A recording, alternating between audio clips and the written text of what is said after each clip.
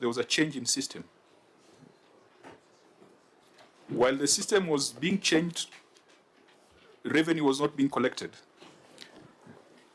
There was a bit of challenges because the change of from one system to the other was not smooth. The previous guy actually left with all the data, so we are forced to start from scratch, even in terms of mapping revenue streams. Of course, when you have that kind of situation, there could also be revenue leakages along the way before you stabilize.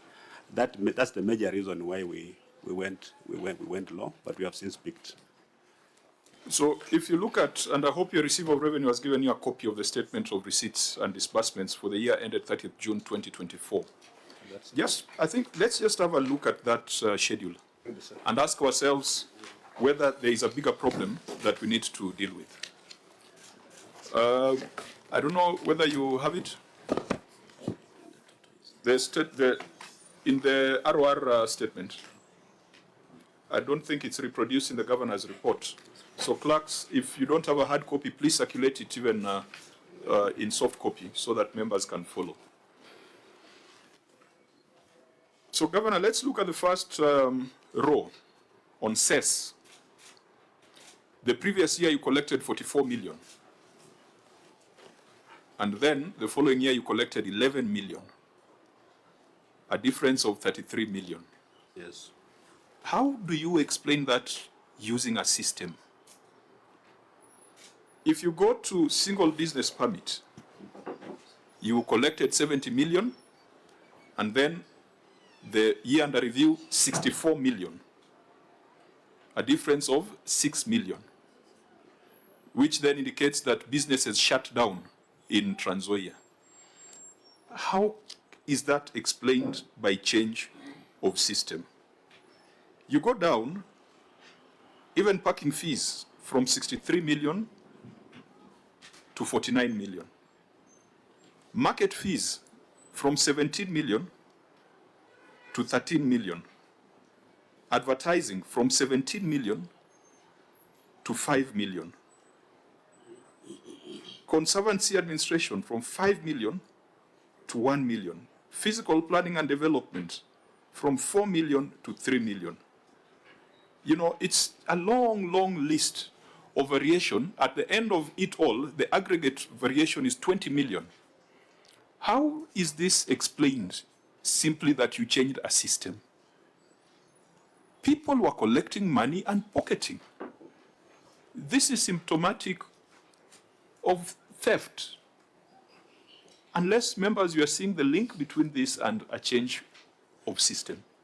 Chair, maybe through you, maybe what we may need to understand is what system are you changing from? What system was at play, and then what did we change to, so that we appreciate this loss, this leakage? What system was in place before the change? Governor, it will also help us understand if you were to paint a picture of the time that it took for those system changes to be effected.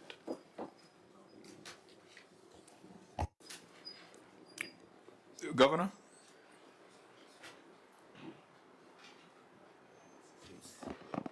Okay, thank you, Honorable Chair. I will be able to explain what transpired. The Governor has clearly mentioned that we had a changeover of system, and when you look at it, we are having changes, particularly in the single business permit.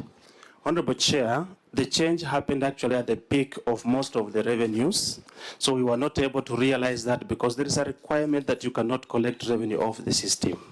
And we are only trying to comply that, because if you collect off the system, money gets into the bank, and we are not able to verify actually how much has been paid through a system, because reporting of revenue must be clearly indicated. Then another reason as to why we had that challenge is that the revenue register or data had been held by the previous system operators, which was called ZZ. The new system we are talking about is EREV. So during that period, we were not able to get proper that has to have it then mapped through the system to enable us to correct. CRA is very clear in matters of collection of revenue that we cannot do it off the system. And that's actually what we are trying to do so that we can cap this issue of what the chair is raising, that pocketing the money. If you give staff that leeway to interact with money, then you lose the money. So we want all the revenue, it's a requirement that all the revenue system actually has to be cashless. So that is why we experience that. But when you look at the current performance, Honorable Chair, we have mitigated current that. performance, we are looking at 2023, 2024. I was only trying to... And the reason why we must have this conversation is we must find out who the culprit is. Okay. Is it the system vendors? Yeah. Is it the collectors of revenue? Because there is a problem. Sure. There is a problem. And that problem, we must deal with it. Okay. So go back to single business permit, that line that you had picked. How do you explain that? And please, whereas the guidelines by CRA on automation remains a prudential guideline, we still have counties that are collecting manually. So you cannot say that you are either collecting automatically or not collecting at all. So you need to revise that. So explain to us, for example, that single business permit, which indicates that there was a 10% drop. It means that 10% of your business is shut down in an economy that should be growing at 5%. How do you explain that? Just take that, that row. For single business permit, Honorable Chair, a common practice for most of our taxpayers or our clients is that during that period when we issue invoices, and they tend to pay more during that time because we also do a lot of compliance during that period, because once the invoices are issued and confirmed, now what follows is collection. Most of them normally reserve funds to pay at that period. Remember, if it's a common practice, it was there in the prior year.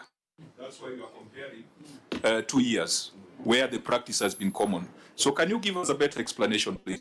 A better explanation, Honorable Chair, is that the system was actually changed over in the period of January to March. And that is our peak period. That's what I'm explaining, Honorable Chair. So the money that was collected between January to March, where did it go?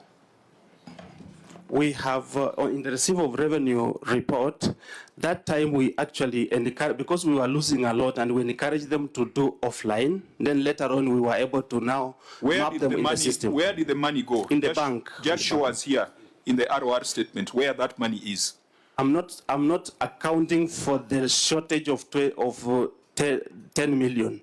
I'm not saying we collected 10 million and we banked it somewhere or somebody took the money. We were not able to realize revenue collection during that period because there was a system changeover. We were affected. Not that we collected and we banked that money elsewhere, Honorable Chair. Senator Wambua, then Senator Chirati. Chief Officer, you may land yourself in some trouble. You've just said, your own words, that the time of changeover is when a lot of people are paying their rates. And because of the changeover, the implication is that people did not pay. Is that what you're saying? True. You're saying people did not pay. True. So why did you effect the changeover at a time that you're supposed to be collecting revenue? Through Honorable Chair. It was your decision to through Honorable Chair, we only picked single business permit, and I'm saying single business permit, its peak is at January and March, but other revenues were still going on. There are 11 rows where there was a drop in revenue, Yes. which cumulatively comes to 20 million. Yes. So I don't know whether you have 11 different stories for the 11 different rows.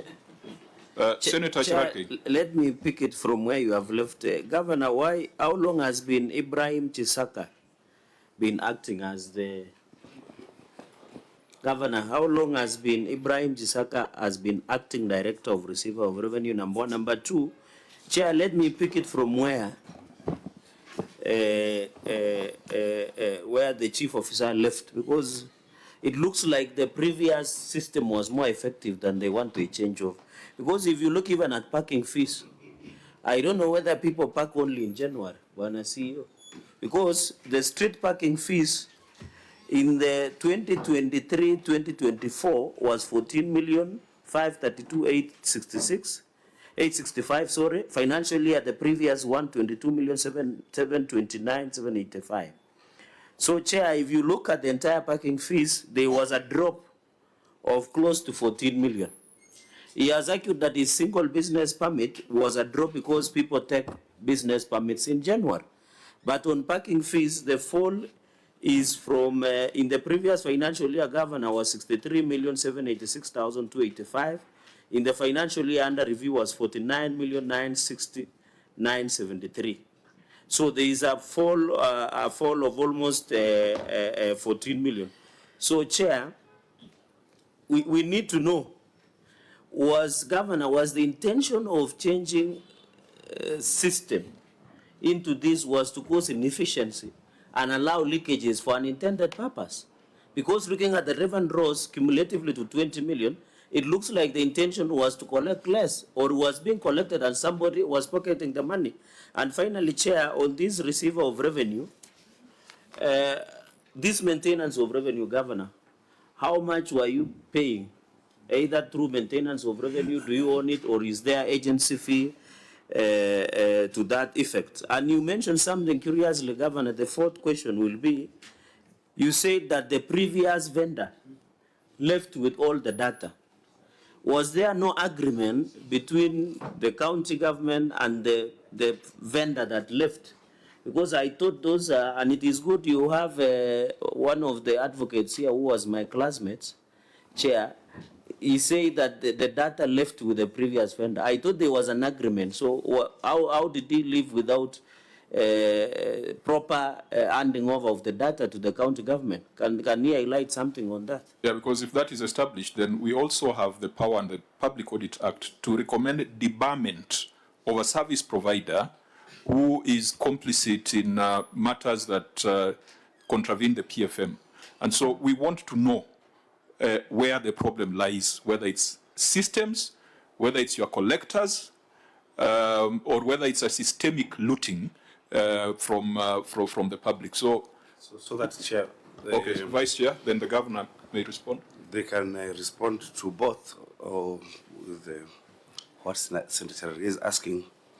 I want to ask how you manage your revenue.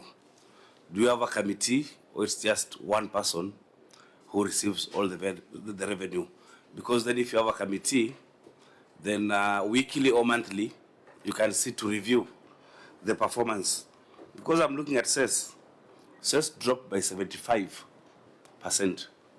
So, okay, you're changing the revenue collection system, but if you're evaluating performance of revenue monthly, for example, didn't you realize that there's a problem? Because 75% is a very huge amount. So how do you manage your revenue collection system or revenue collection in terms of putting data, and when there is a drop, you realize very fast, so that then you can put interventions in place? 75% is a very high drop for CES. Is it that people are no longer building? They are no longer that would be my question. Okay, Governor, you may respond. Or Senator, please go on record. Senator Thank you, Chair. My name is Senator Mwenta Kataya, member of this committee. Okay, proceed, Governor. Mr. Chairman, I just want to address two issues. That one, no system can cure the mindset. So if people want to really steal, the system may reduce, maybe by creating efficiency. And these are things that we've been talking about even in Transoya, that the system on its own really cannot increase revenue. So the problem of leakages is there. It's a big problem that we are trying to address. Unfortunately, of course, we are discussing this matter at the point when we are changing the system, and therefore the problem has been compounded. Number two, it looks so bad because we are looking at it line by line, then we are comparing 2023 and 2022 and 2023, and we are seeing the very big differences. But you see, there is a line there called miscellaneous receipts, which is 51 million Kenya shillings. Some of the differences you are seeing in these revenue streams Actually, because of that confusion, the change of the system were not captured under those revenue streams, but they were captured as miscellaneous. So we have to look at the revenue stream, we have lost about 10 million, but part of that money is under miscellaneous. Actually, if you remove miscellaneous, it becomes a very, very sorry state. But this money was somehow collected. There was an element of misclassification of the revenue, the revenue source. As I said at the beginning, we did not have a cordial parting of ways with Zizi. And I can see here we don't want to discuss what has happened subsequently, because yes, indeed, the change affected revenue collection. But when we come here subsequently, we are going to demonstrate that indeed revenue collection has increased as a result of change of the system. Of course, we tried to get the data, but the guy just went to court. He took us to the law courts. He lost the case, and he went to the High Court. So as we speak now, the matter is pending a determination by the High Court.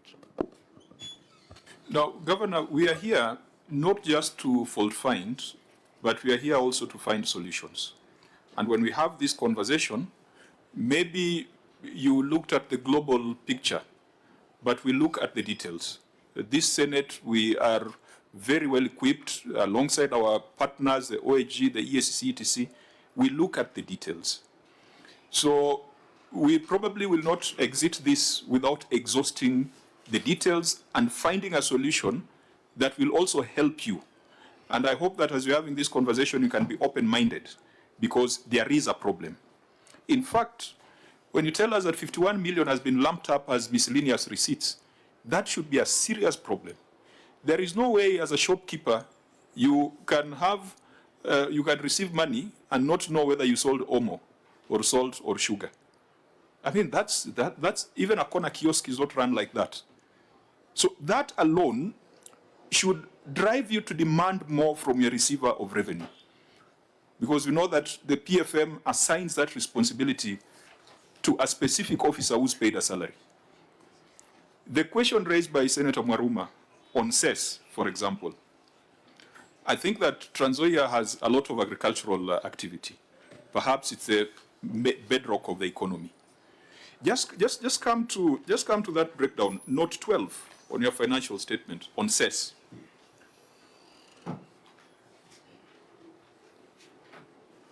Where cess dropped from 44 million to 11 million.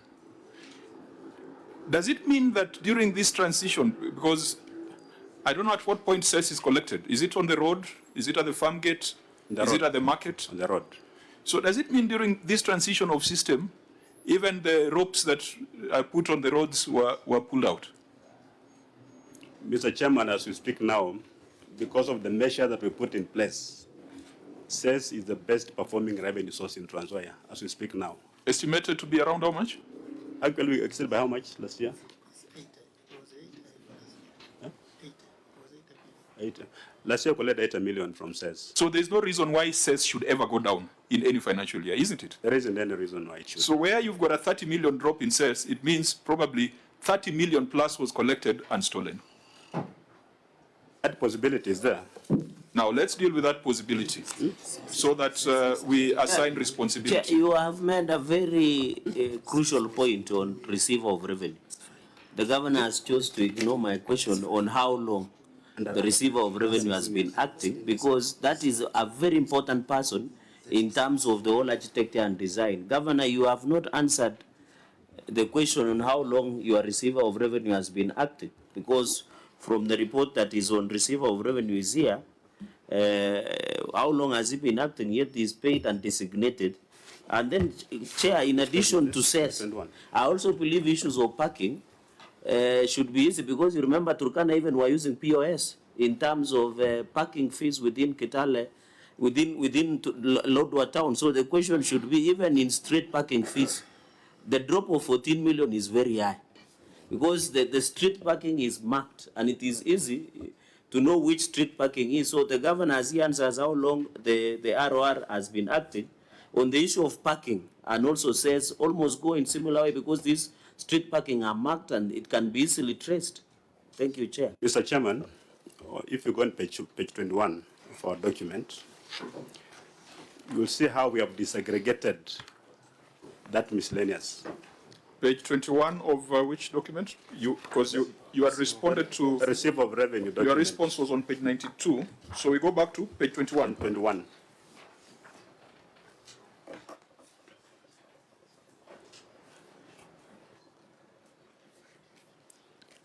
Of the 15 million under miscellaneous, page 21. 51 million, not 15, right? Of the 51 million, total 51 million, 51, says accounts for 18 million. So this 18 million should have been captured under says. That leaves us with a gap of about 14 million compared to prior year, isn't it? It's still a drop. Yeah. And I want to emphasize this. You don't need to be defensive on this unless you are an accomplice. Allow us to have this conversation so that your staff, your receiver of revenue can understand the consequence of professional negligence or the consequence of doing things against the Act.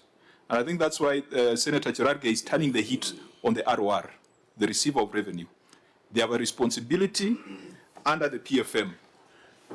And I think that if we just do a slap on the wrist on this thing and say that things have improved in subsequent years, there appears to be 20 million that has been stolen from the people of Trans Nzoia.